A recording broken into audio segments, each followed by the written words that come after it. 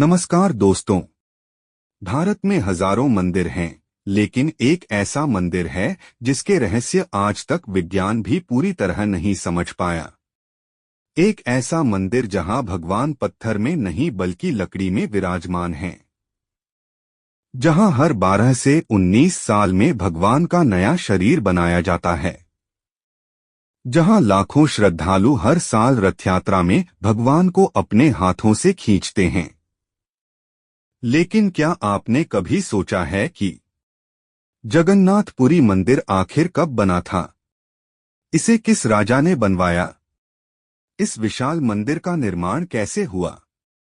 क्या वास्तव में इसे एक ही रात में बनाया गया था, या इसके पीछे छिपी है एक ऐतिहासिक और अद्भुत कहानी? आज की इस वीडियो में हम इतिहास, पुराण, वास्तुकला और वैज्ञानिक तथ्यों के आधार पर जगन्नाथपुरी मंदिर के निर्माण की पूरी कहानी जानेंगे।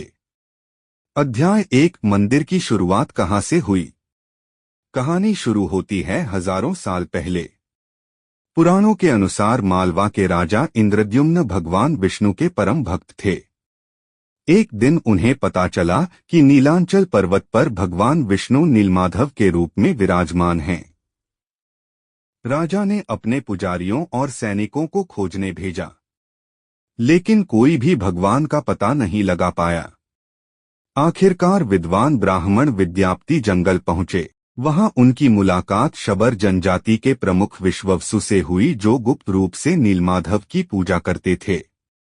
काफी प्रयासों के बाद विद्यापति ने भगवान के दर्शन किए, लेकिन जब राजा स्वयं वहां पहुंचे तो नीलमाधव की मूर्ति रहस्यमय तरीके से गायब हो चुकी थी।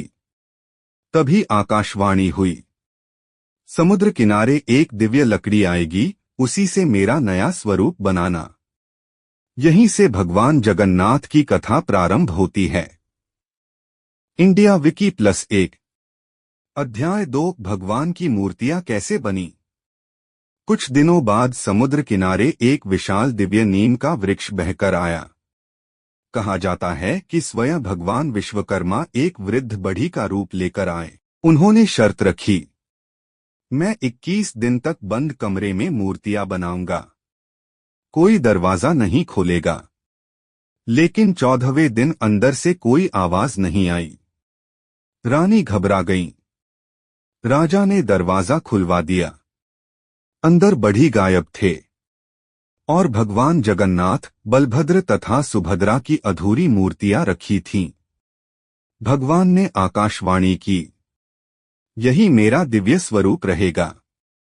इसी कारण आज भी भगवान जगन्नाथ की मूर्तियों के हाथ और पैर पूर्ण रूप से नहीं बने हैं। अध्याय 3, वर्तमान मंदिर कब बना? अब आते हैं इतिहास पर। इतिहासकारों के अनुसार आज जो भव्य मंदिर दिखाई देता है, उसका निर्माण 12वीं शताब्दी में शुरू हुआ। इसका श्रेय पूर्वी गंगा वंश के महान राजा अनंतवर्मन चोड़गंग देव को दिया जाता है। उन्होंने लगभग 1112 ईस्वी के बाद मंदिर निर्माण शुरू करवाया। बाद में उनके उत्तराधिकारियों, विशेष रूप से अनंगभीम देव ने मंदिर को पूर्ण कराया और इसका विस्तार किया। ताम्रपत्र अभिलेखों और ऐतिहासिक साक्ष्यों से यह माना जाता है कि वर्तमान मंदिर का निर्माण 12वीं शताब्दी में क्रमिक रूप से पूरा हुआ। अध्याय 4, मंदिर कैसे बनाया गया? उस समय न तो क्रेन थीं, न मशीनें, न आधुनिक इंजीनियरिंग। फिर भी लगभग 65 मीटर ऊंचा यह विशाल मंदिर बनाया गया। मंदिर का निर्माण कलिंग शैली की वास्तुकला में हुआ। सबसे पहले मजबूत नींव तैयार की गई। इसके बाद विशाल पत्थरों को हाथियों, बैलगाड़ियों और लकड़ी के रोलरों की सहायता से लाया गया। हजारों कारीगर वर्षों तक लगातार काम करते रहे। पत्थरों को इस तरह तराशा गया कि वे बिना सीमेंट के एक दूसरे में मजबूती से फिट हो जाएं। आज भी यह मंदिर भारतीय स्थापत्य कला का अद्भुत उदाहरण माना जाता है। हिस्ट्री फाइंडर +1 अध्याय 5, मंदिर की वास्तुकला। मंदिर 4 प्रमुख भागों में विभाजित है। गर्भगृह, जगमोहन, नाट मंडप, भोग मंडप, मुख्य शिखर लगभग 214 फीट ऊंचा है। उसके ऊपर नीलचक्र स्थापित है। यह अष्टधातु से बना माना जाता है। हर दिन मंदिर के शिखर पर नया ध्वज चढ़ाया जाता है।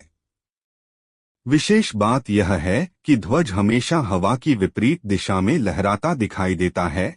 हालांकि इसके बारे में कई दावे लोकविश्वास का हिस्सा हैं और इनके वैज्ञानिक कारणों पर स्पष्ट सहमति नहीं है। अध्याय 6 निर्माण में कितने लोग लगे? इतिहास में सटीक संख्या नहीं मिलती, लेकिन माना जाता है कि हजारों शिल्पकार, मूर्तिकार, राजमिस्त्री और मजदूर कई वर्षों तक इस निर्माण में लगे रहे। मंदिर केवल धार्मिक स्थल नहीं था, यह उस समय के साम्राज्य की शक्ति और समृद्धि का भी प्रतीक था। अध्याय 7 मंदिर पर हुए आक्रमण। इतिहास बताता है कि इस मंदिर पर कई बार आक्रमण हुए। मंदिर के अभिलेखों में लगभग 18 आक्रमणों का उल्लेख मिलता है। जब भी खतरा आया, भगवान की मूर्तियों को सुरक्षित स्थानों पर ले जाया गया। इसी कारण मूल विग्रह सुरक्षित रहे। विकिपीडिया। अध्याय 8 मंदिर के रहस्य। अब बात करते हैं उन रहस्यों की जिनकी चर्चा सबसे अधिक होती है। पहला, हर 12 से 19 वर्ष में भगवान की लकड़ी की मूर्तियां बदली जाती हैं। इस परंपरा को नवक्लेवर कहा जाता है।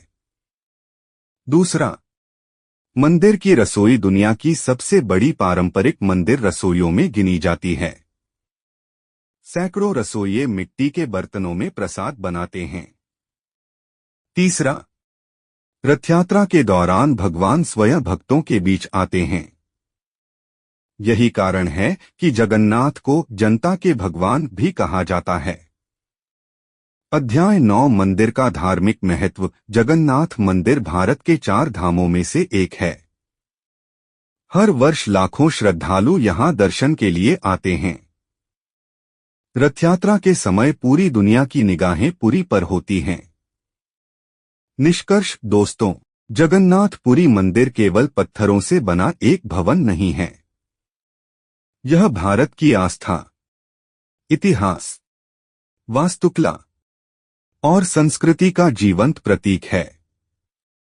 पौराणिक कथाएं हमें राजा इंद्रद्युम्न और नीलमाधव की दिव्य कथा सुनाती हैं, जबकि ऐतिहासिक प्रमाण बताते हैं कि वर्तमान भव्य मंदिर का निर्माण 12वीं शताब्दी में राजा अनंतवर्मन चोड़गंग देव द्वारा प्रारंभ कराया गया और बाद के गंगा शासकों ने इसे पूर्ण रूप दिया। विकिपीडिया +1। इसी कारण यह मंदिर केवल धार्मिक दृष्टि से ही नहीं, बल्कि भारतीय इतिहास और स्थापत्य कला की महान धरोहर के रूप में भी विश्वभर में सम्मानित है। अगर आपको यह कहानी पसंद आई हो तो वीडियो को लाइक करें, चैनल को सब्सक्राइब करें और कमेंट में जरूर बताइए अगली वीडियो आप किस रहस्यमय मंदिर पर देखना चाहते हैं। धन्यवाद। जय जगन्नाथ।